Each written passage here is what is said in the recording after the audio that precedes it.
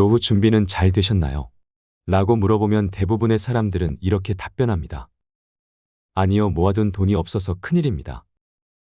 은퇴 후에 연금이 조금씩 나오는데 그것으론 좀 부족한 것 같습니다. 조그만 상가에서 매월 200만 원씩 나오는데 그 돈으로 충당하려고 합니다. 대부분의 답변들이 돈 이야기입니다. 그래서 우리는 지금까지 돈을 모으기 위해 열심히 살았던 것 같습니다. 정신없이 앞만을 보고 달리느라 주변을 둘러볼 여력조차 없었습니다. 때로는 인생의 소중한 순간들이 어떻게 지나갔는지 기억조차 나지 않습니다. 하지만 이제는 바뀌어야 합니다. 100세 시대에 적어도 30년, 많게는 40년을 더 살아야 하는데 돈만 있다고 해서 남은 여생을 결코 행복하게 살 수 있는 것은 아닙니다. 삶이란 그렇게 호락호락하지도 단순하지도 않습니다. 모아둔 돈만을 자랑하고 그것만 의지하려고 했다가는 스스로 고립되어 오히려 불행한 노년을 보낼 수도 있습니다. 건강이 최고의 자산이라는 말을 들어보셨을 겁니다. 건강을 잃으면 모든 것을 잃는다는 말도 들어보셨을 겁니다. 수십억 원이 통장에 있다 한들 건강을 잃으면 무슨 소용이 있겠습니까? 그런데 돈과 건강뿐만 아니라 인생의 행복과 의미를 위해서는 다른 요소들도 많이 필요합니다. 달라이 라마는 진정한 행복은 다른 사람과의 관계에서 온다고 말씀하셨습니다. 서울시 노인 실태조사에 따르면 친구나 이웃과 주 1회 이상 교류하는 경우 노인의 우울증 발병률이 절반 수준으로 떨어진다고 합니다. 또한 삶의 의미를 찾은 사람은 어떤 상황에서도 살아갈 힘을 얻는다고 합니다. 68세 이수진 씨는 은퇴 후 시니어 모델로 새 인생을 시작했는데 런웨이에 설 때마다 삶의 의미를 느낀다고 했습니다. 한국노인 인력개발원 조사에 따르면 목적 있는 활동에 참여하는 노인의 87%가 높은 삶의 만족도를 보였습니다. 이처럼 행복한 노후를 보내기 위해서는 경제력뿐만 아니라 다양한 요소들이 함께 필요합니다. 모든 것들이 조화를 이룰 때 우리는 행복한 노년을 보낼 수 있습니다. 그래서 경제적인 것에 더해서 행복한 노후를 위해 준비해야 할 7가지를 말씀드리려고 합니다. 끝까지 들으시면 그래 나도 한번 해봐야겠다라고 의욕이 생기시겠지만 그동안 살아온 시간들이 있으니 하루아침에 모든 게 바뀌지는 않을 겁니다. 그게 인생인 것 같습니다. 하지만 시간은 우리 편입니다. 매일 조금씩 인생의 방향을 바꿔서 걸어보세요. 어느 순간엔가 달라진 나 자신을 보게 되실 겁니다. 그럼 바로 시작하겠습니다. 첫 번째는 마지막까지 품위 있는 삶을 준비해야 합니다. 30년간 교사로 재직한 박 씨는 은퇴 후 모든 저축을 자녀들에게 나누어 주었습니다. 당시에는 가족을 위해 하는 일이라고 생각했지만 지금은 그 결정이 큰 후회로 남았다고 털어놓습니다. 병원에 갈 때마다 자녀의 눈치를 보며 건강 문제로 걱정이 가득하다는 박 씨는 이제는 자녀들에게 부담이 되고 싶지 않다고 말합니다. 자녀가 학비와 생활비 때문에 힘들어하는 모습을 보면 마음이 아프다고도 덧붙입니다. 한국노인복지학회의 연구에 따르면 65세 이상 노인의 37%가 자녀에게 경제적으로 의존하고 있으며 그중 80%가 우울감을 느끼고 있다고 합니다. 노후 준비는 재정적인 문제만이 아니라 자신의 자존감을 지키는 것이 중요하다는 것을 강조합니다. 한노인복지관 상담사는 자녀들에 의존하게 되면 소소한 지출조차 겁이 나고 친구들과의 외출이나 생애 소소한 즐거움조차 누리기 힘들다고 경고합니다. 그렇다면 우리는 어떻게 해야 할까요? 전문가들은 자녀에게 모든 재산을 넘기지 말고 최소한의 생활비와 비상금을 본인 명의로 남겨두라고 조언합니다. 적어도 매달 150만 원 정도의 안정적인 수입을 유지하면 기본 생활과 의료비를 감당할 수 있습니다. 그리고 예기치 않은 상황에 대비해 어느 정도의 목돈을 비상금으로 준비할 필요가 있습니다. 지금은 괜찮다고 생각할 수 있지만 앞으로의 노후에도 자신의 품위 있는 삶은 스스로 지켜야 합니다. 준비가 돼 있다면 더 행복한 노년을 위한 큰 첫걸음이 될 것입니다. 두 번째로 진정한 친구를 만드는 것입니다. 최근 만난 75세 어르신의 이야기는 많은 생각을 하게 만들었습니다. 직장에서 일할 때는 항상 바쁘고 중요한 인맥도 많았습니다. 그러나 은퇴 후에는 연락하는 사람이 아무도 없어서 모든 것이 사라진 기분이었습니다. 어르신은 씁쓸한 표정으로 모든 것이 직책과 함께 사라져버렸다고 이야기하셨습니다. 하지만 흥미롭게도 오래전 동호회에서 만난 친구는 매주 전화를 하며 아프면 병원까지 데려다 준다고 하십니다. 이제야 진정한 인연이 무엇인지 깨달았다고 하셨습니다. 서울대학교 노년학과의 연구에 따르면 한국의 60세 이상 노인의 고독지수는 OECD 국가 중 가장 높은 수준입니다. 특히 은퇴 후 3년 이내에 사회적 관계의 90%가 단절된다는 사실도 주목할 만합니다. 노년 심리 전문가들은 사회적 관계와 진정한 인연이 다르다고 강조합니다. 진정한 인연은 서로의 마음을 나눌 수 있는 관계입니다. 지금부터라도 취미나 봉사활동을 통해 진정한 관계를 만들어 나가라고 조언합니다.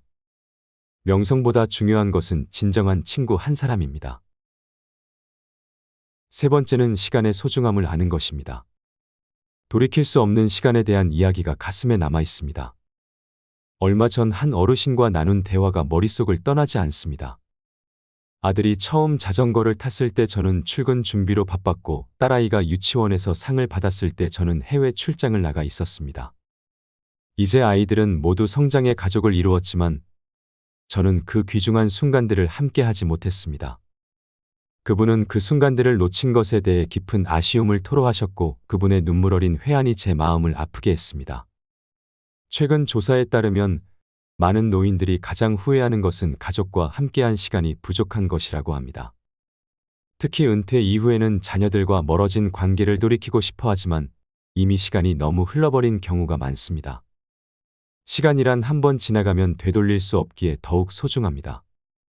그렇다면 우리는 어떻게 해야 할까요? 전문가들은 매주 최소한 몇 시간을 정해 가족과 함께 시간을 보내라고 권장합니다. 아무리 바쁘더라도 이 시간을 사수해야 합니다. 특히 자녀가 어릴 때는 더욱 중요합니다. 현재의 순간이 가장 중요합니다. 지금 가장 소중한 사람은 어디에 있나요? 그리고 당신은 그들과 무엇을 하고 계시나요? 네 번째는 목적의식을 갖는 것입니다. 노년기에 목적의식을 가지고 살아가는 것은 매우 중요합니다. 한 연구에 따르면 목적의식이 뚜렷한 노인들이 그렇지 않은 노인들에 비해 우울감과 자살 위험이 낮은 것으로 나타났습니다. 영화감독 프랭크 카프라는 인생의 목적을 잃어버리면 인생의 의미도 사라진다고 말했는데 이는 노년기에도 매우 적절한 말입니다. 62세 이선영 씨는 은퇴 후에도 고아원에서 아이들을 가르치며 보람을 느끼고 있습니다. 선영 씨는 퇴직 후 처음엔 무엇을 해야 할지 막막했습니다. 하지만 아이들을 가르치면서 인생에 다시 활력을 찾기 시작했습니다. 아이들을 통해 내 삶의 의미를 찾았다고 선영 씨는 말했습니다. 반면 68세 박철수 씨는 은퇴 후 무엇을 해야 할지 막막해하며 우울증에 시달리고 있습니다. 일을 그만두고 나서는 제 삶에 아무 의미도 없다는 생각이 듭니다. 매일 집에서 TV만 보다 보니 점점 무기력해진다고 한숨을 쉬며 말했습니다. 목적의식을 갖기 위해서는 자신만의 가치관과 신념을 확립하는 것이 중요합니다. 루즈벨트 전 미국 대통령은 우리가 무엇을 하는가보다 우리가 누구인가가 더 중요하다고 말했습니다. 노년기에도 자신만의 분명한 목적의식을 가지고 살아가는 것이 중요합니다. 그래야 우리는 고립감과 무력감에서 벗어나 보람있는 인생을 살아갈 수 있습니다. 다섯 번째는 자율성을 갖는 것입니다. 노년기의 자율성을 유지하는 것은 매우 중요합니다. 자율성이란 스스로 선택하고 결정할 수 있는 능력을 말합니다. 이는 단순히 신체적 독립성뿐만 아니라 심리적, 정신적 독립성을 포함합니다. 75세 김영희 할머니는 자신만의 일상 스케줄을 만들며 활기찬 노후를 보내고 있습니다. 아침에 일어나 요가를 하고 친구들과 산책을 하고 독서 모임에 참여하는 등 매일 하고 싶은 일을 합니다. 이렇게 자율적으로 시간을 보내다 보면 건강도 좋아지고 행복감도 느낍니다. 반면 70세 이철수 씨는 자녀들의 결정에 따라 살아가면서 점점 무기력해지고 있습니다. 자녀들이 요양원에 보내려 하는데 저는 거기 가고 싶지 않아요.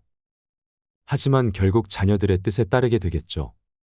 내 의사를 제대로 표현하지 못하는 것 같아 답답해요. 자율성을 유지하기 위해서는 자신의 욕구와 선호를 명확히 인식하고 표현하는 것이 중요합니다. 미국의 심리학자 에드워드 대시는 자율성은 개인의 내적 동기부여를 높이고 심리적 건강을 증진시킨다고 말했습니다. 즉, 자신의 의사를 당당히 표현하고 선택할 수 있어야 합니다. 그렇지 않다면 세상 속에서 점점 더 작아지는 자신을 발견하게 될 겁니다. 여섯 번째는 삶의 즐거움을 찾는 것입니다. 부산의 노인복지관에서는 특별한 일이 벌어지고 있습니다. 매주 화요일이면 실버 코러스 공연이 펼쳐집니다. 평균 연령 80세인 이 합창단은 지역 축제의 인기 손님이 되었습니다. 처음에는 노래를 부르는 것도 두려워했지만 이제는 손자와 증손자들 앞에서 공연을 합니다. 마치 제2의 인생이 시작된 것 같습니다. 연구에 따르면 취미나 사회활동에 참여하는 어르신들은 그렇지 않은 이들보다 우울증 발병률이 70% 낮다고 합니다. 특히 이러한 활동을 통해 새로운 관계를 맺으면서 삶이 더욱 충만해진다는 것이 주목할 만합니다. 전문가들은 노년기를 긍정적으로 보라고 조언합니다. 바로 지금이 자신을 위한 시간을 가질 수 있는 적기라고 합니다. 새로운 재미와 도전을 찾아보세요. 미술이나 음악 등 예술 활동에 참여하는 것도 좋고, 요가나 댄스 같은 운동을 배우는 것도 좋고, 요리나 뜨개질 같은 생활 취미에 도전해보는 것도 좋습니다. 최근에는 도서관이나 문화센터에서 시니어를 위한 다양한 프로그램을 만들어 내놓고 있으니 이곳에 참여해 보시는 것도 좋습니다. 이제 마지막 7번째입니다. 마지막은 당연히 건강입니다. 건강 이야기는 귀가 따갑게 많이 들었다고 하시겠지만 이렇게 건강 이야기가 나올 때마다 자기 자신을 꼭 한번 돌아보시기 바랍니다. 나는 건강을 위해서 무엇을 하고 있는지, 스스로 약속한 것들은 잘 지키고 있는지, 건강하지 않으면 지금까지 쌓아온 모든 것들이 모래성처럼 무너져 내립니다. 작년부터 수영을 시작한 박정희 씨의 말을 들어볼까요? 물속에서 운동하니 관절에 무리가 안 가고 좋아요. 게다가 젊은 사람들이랑 어울리다 보니 마음도 덩달아 젊어지는 것 같아요. 주치의 선생님 말씀으로는 60대는 건강 관리의 골든타임이래요. 지금부터 잘 관리하면 80대, 90대까지도 건강하게 살 수 있다고 하네요. 특히 걷기, 수영 같은 유산소 운동이랑 가벼운 근력 운동을 함께하면 좋대요. 운동하면 어렵게 생각하시는 분들이 참 많습니다. 땀이 줄줄 흐를 때까지 열심히 해야 하는 이미지가 떠오르기 때문입니다. 하지만 이런 이미지는 젊은 사람들, 특히 건강한 사람들의 시각입니다. 아산내과의 정의원 교수님도 나이 들어 그렇게 운동하면 독이 된다고 하셨습니다. 내 몸의 형편에 맞게 너무 무리하지 말고 천천히 시작하시면 됩니다. 늘 명심해야 합니다. 건강을 잃으면 다 잃습니다. 지금까지 행복한 노후를 위해 준비해야 할 7가지를 말씀드렸는데 오늘 영상이 행복한 노후로 건너가는 징검다리가 되었으면 좋겠습니다. 마지막까지 시청해주셔서 감사합니다.